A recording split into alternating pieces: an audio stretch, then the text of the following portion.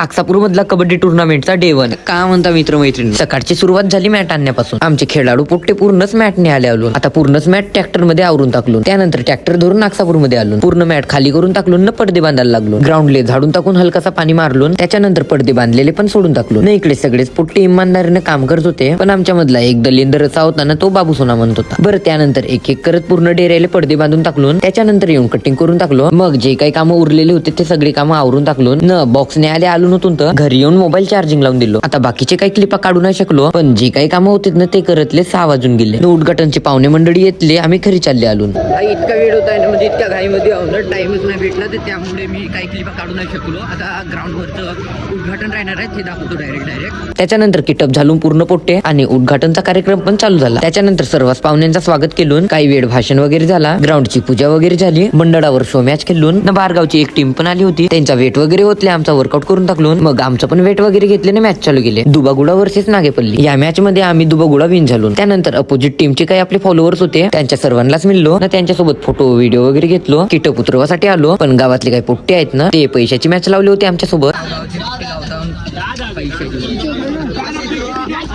आता त्यांच्यासोबत एक मॅच खेळलो आणि विन पण झालो, पण ते काही क्लिपा काही काढायला मिळले नाही. बरं, त्याच्यानंतर सर्व पोट्टे जेवण करायला आलो. बरं, आजच्यासाठी एवढं. डे 2 साठी आपल्याला फॉलो करून टाका. चला.